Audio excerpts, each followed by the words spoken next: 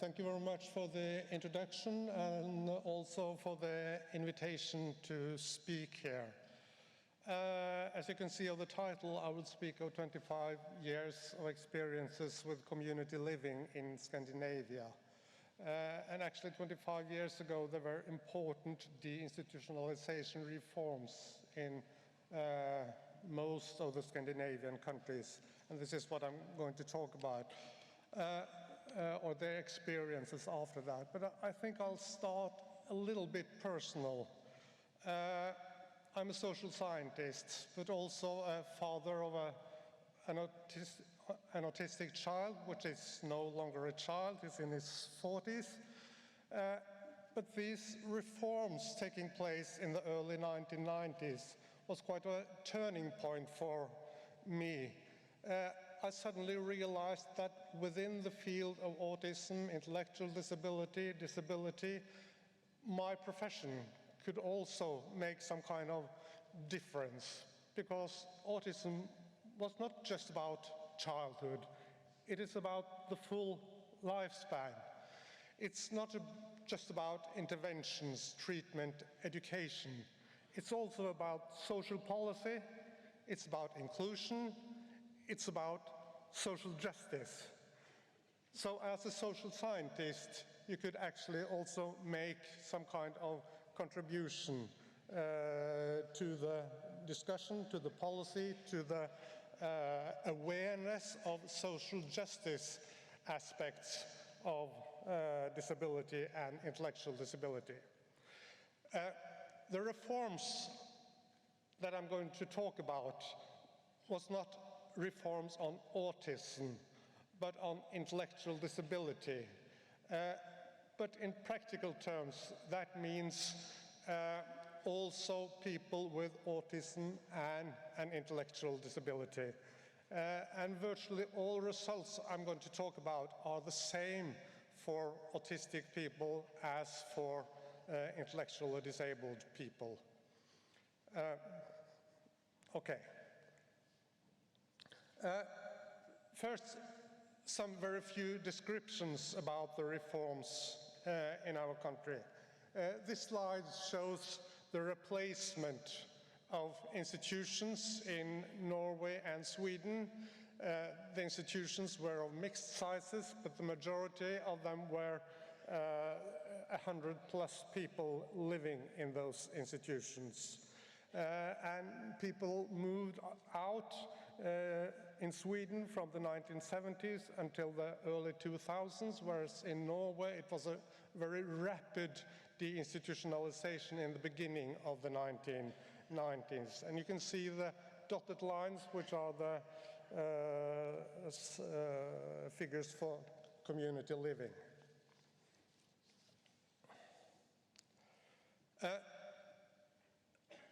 It's also worth mentioning that this was not just a transition from institutions to community care. That was the major part of it.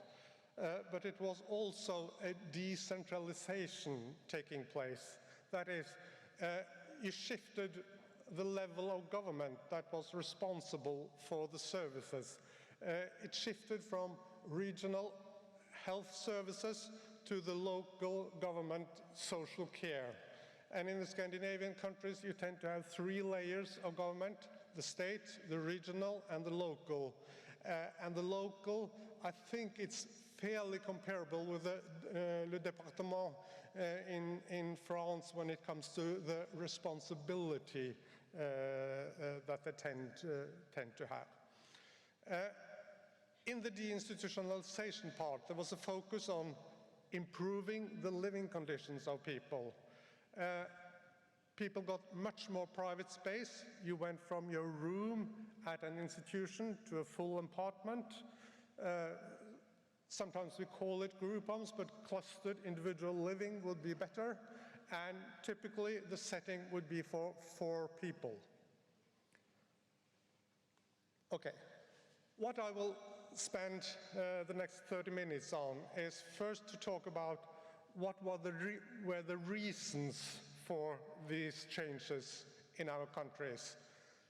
Secondly, I'll talk a little bit about the short-term experiences, and then the litmus test, what were the longer-term experiences when the political attention faded or disappeared, what happened next, and then I will talk a little bit then about setbacks and spend the last minutes of my talks discussing why did we see these setbacks.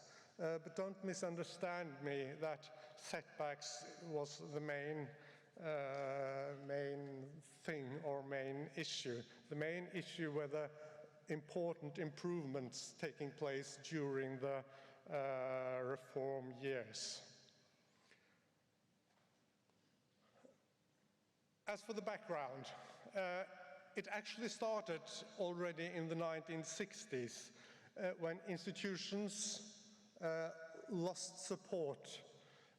And there were sort of kind of three tracks that met in this starting to see the institutions as a problem and not a solution to a problem. The first part was about the new optimism taking place in child psychiatry. It was triggered by some new discoveries in medicine, like the PKU, which showed that medicine could both discover causes of intellectual disability, but also efficient treatment. And that led to the idea that the institutions should not be custodial, they should be treatment centers. But this new idea that there should be treatment centers very quickly led into a crisis of purpose. We are treatment centers, but we don't treat anyone. No one is discharged. No one gets better. Why is that taking place? And they sort of imported argument from criminology, the labeling theory, which says that if you are labeled differently, there's a huge risk that the treatment you get increases the difference, not reduces it. That occurs because of the environment you put into. So prisons are not correction places, they are prisons, they are crime schools. Institutions for intellectually disabled people are so barren when it comes to stimulation and are so different in the life you live there, so they are actually intellectually disabling. So among the new young child psychiatrists, institutions lost support and they were looking for alternatives. The second track was the parents and the public who were starting to argue about the welfare state. Norway say we are a welfare state, but what kind of living conditions do we provide people living in institutions? They are appalling. They cannot be compared to anyone else. How can a country with an image of a welfare state provide this kind of living conditions for vulnerable people in our country? There were discussions about the myth of the welfare state, and also segregation turned out to have a new meaning, partly imported from the United States of America and the discussions about apartheid, where segregation in itself were interpreted as some kind of stigmatization.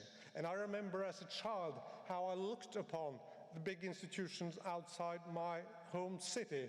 It was sort of dangerous. It was for people who were very strange and weird, not like my neighborhood, the neighborhood boy with Down syndrome. I was shocked when he was sent to that institution because the meaning of the segregation was much stronger than the segregation itself. Separate is not equal, which it says there, is a saying from the Supreme Court in the United States of America, which says, if you separate out a group, you're also saying something socially about that group. The last part or track was more practical and came from politicians, and especially from special education. During the 40s, 50s, and early 60s, there was a threefold increase in number of places or in special schools in Norway. But nevertheless, the waiting lists were the same. So some politicians started to ask themselves, what are we doing? We cannot simply continue to build special schools and special schools and special schools. We have to do something with the general system. We have to do something with the general school so that more children can be adequately served at a general school. We have to reduce the need for special institutions by changing the regular system. And that was what normalization in the beginning meant in the Scandinavian setting. Change the regular system so that it could cater for more people within the regular system. Those three tracks led to two waves of deinstitutionalization. During the first wave in the 60s and 70s, the point was to improve the institutions, but also that children should grow up at home. To grow up in a family would be a better environment for any child, was the saying. You saw some resettlement from institutions in Sweden, and the early normalization ideology, that is, that the regular system should care for more people, turned into a more ideological sort of flag. That is, you shouldn't just use the regular system, they should have a regular life course, a regular week, a regular day, a regular sort of economic conditions, etc., etc. There was also some early resettlements from institutions in Sweden, whereas the full deinstitutionalization came in the 1990s in both Norway and Sweden, and partly also in Iceland, Finland, and Denmark.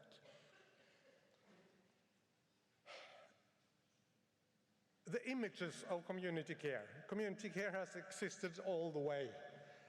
But in the 50s and early 60s, it was sort of a minor supplement to institutions for people with small needs, and ideology played no role. Actually, the ideology was the larger, the better.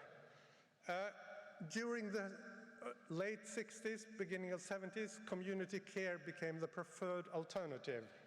But institutions was seen as the only realistic alternative for people with extensive service needs. And what happened between the late 1970s and the early 1990s was actually a change of mindset, that it's not true that institutions are the only realistic alternative for people with extensive service needs. Community care, the levels of services in community care could be adapted to all kinds of needs, as one had already shown when it came to children with heavy or extensive service needs.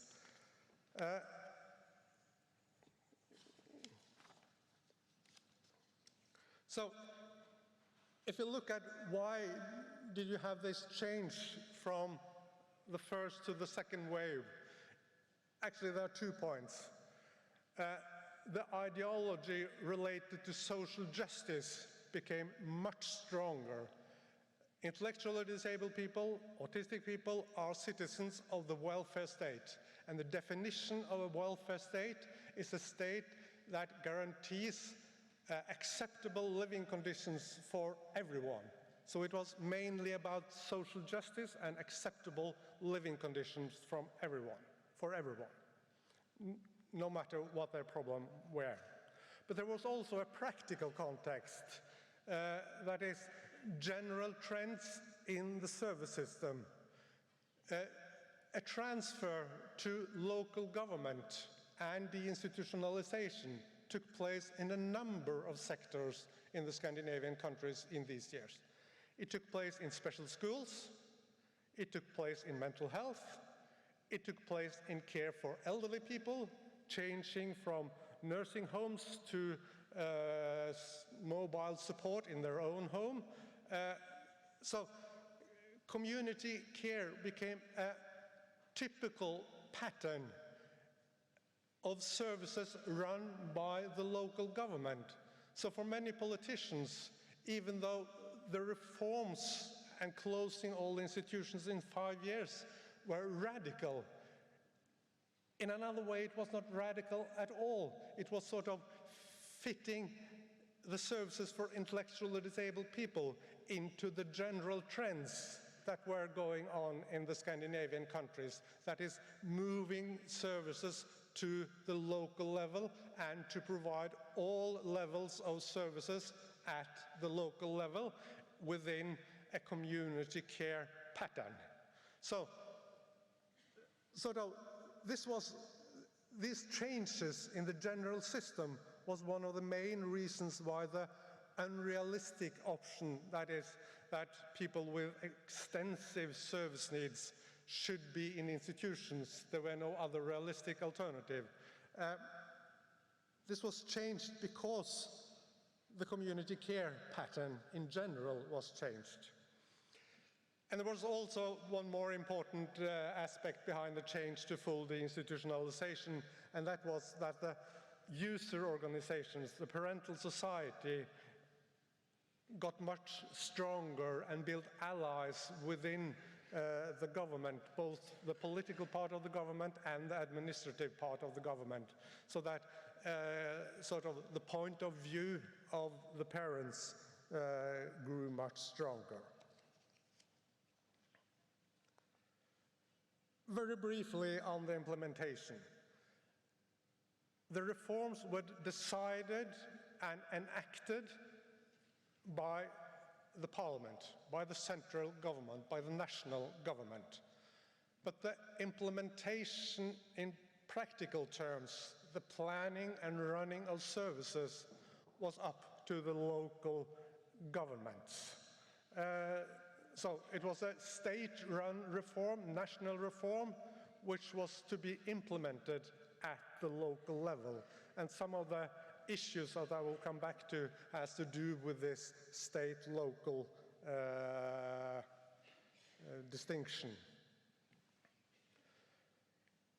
When it comes to outcomes, during the reforms years, the short-term outcomes, there were much improved housing conditions. And housing conditions is not just about the standard of the house. Many people see family come to visit them much more, and when asked why, family says, well, now I'm visiting him in his own home, not at an institution ward. It feels more private. And when you talk to staff, they say the number of conflicts or the impact of conflicts between fellow residents has decreased substantially, and probably mainly because each have his or her own apartment. This slide shows some main figures of the housing conditions. The majority had a full apartment. Most live in clustered individual living or group homes. It means private space is about 48 square meters. And the group size was 3 to 5.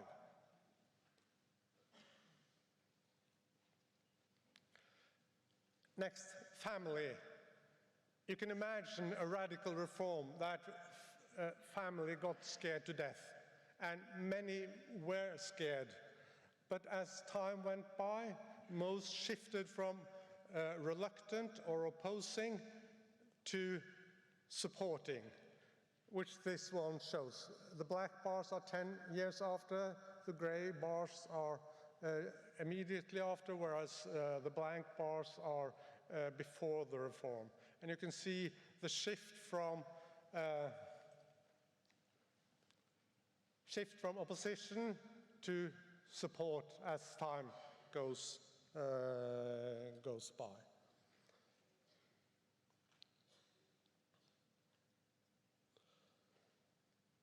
You could also see more self-determination in everyday matters, not on where you were living or whom you were living with, and those kind of big things, but in everyday matters. But on the other hand, in a lot of areas, very little changed, such as daytime occupation, social networks, leisure activities. There were a lot of discussions about loneliness, but that was actually fake news. The word loneliness, but it's not true that there were no loneliness in the institutions. When I feel lonely, that never happens when I'm alone. It always happens when I am at a place with a lot of people where I don't find my role or don't know anyone, etc., etc. So loneliness is not alone.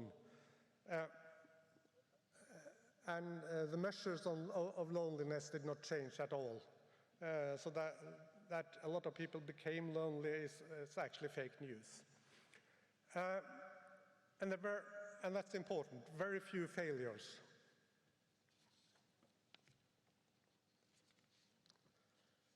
Now, if we go beyond the active reform years, you have a new context. It's the everyday running of local services run by the local government, which means that the services get exposed to a new set of priorities and a level of government with budget problems, fiscal problems. And the developments during these years are rather diverging. If we start at the positive side, much more people got services. Fewer adults were living with their family. Parents felt more confident to apply for services and housing services within the new system compared to the institutions. So the number of people receiving services increased by about 50%.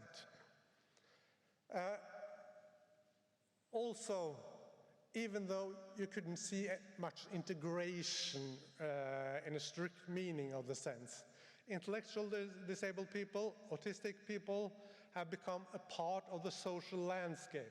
You meet them on the bus, in the store, in the city, wherever you go, it's expected that you meet someone with an intellectual disability. You can see them on the television, etc. So they are, to a much larger extent, a part of the social landscape in our countries.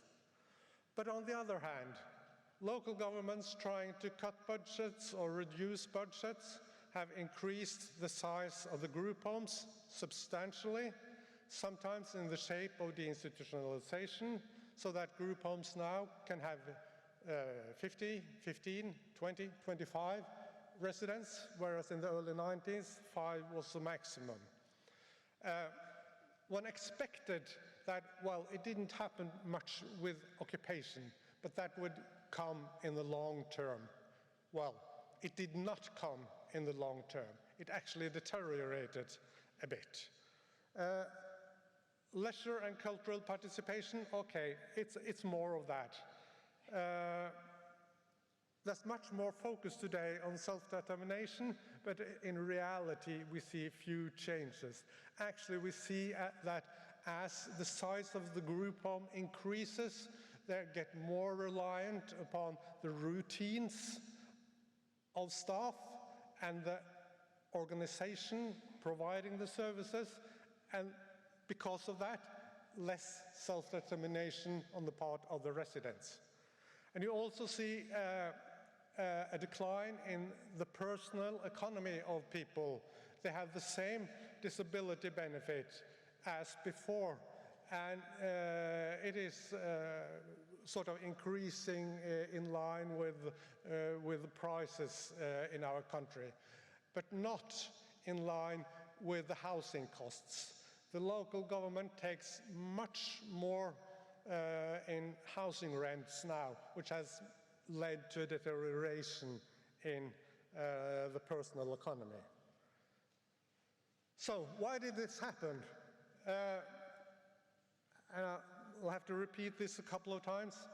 this is a deterioration that took place during the last 20 years, but it should not overshadow the improvements that took place during the 1990s, because most of those are still existing. So why did it change? Was there a change in national policy aims? No. Was there a change in political attention and media attention? No doubt. The attention simply disappeared. But I think if we're going to look at why it happened, we have to look at the changing drivers of change. The first bottom line is that local governments had to provide service to more people with disabilities, but also more people of old age, more people with mental health problems, etc., etc. So they tried to adapt to a fiscal strain, trying to, what they called, provide services to more people for the same money. And to build larger group homes was one of their responses to this, even though there's no proof that larger is cheaper. Actually, some would say it's the other way around, but the basic is that there's no proof for it. But also, the government structure itself changed during these years. On the national level, there was a new discourse. One started to talk about individualization, not groups anymore, not intellectually disabled people, not autistic people, but individuals. And one started to talk about not the classical level of living measures, but that people have different preferences. We have to look at the individual preferences. And this looks good. But in those policy documents, that were the arguments for the change. But the change in reality became a focus on the system. That is, on the local government system. How is that to be run? And moving from level of living to quality assurance system. And this had some dramatic impact.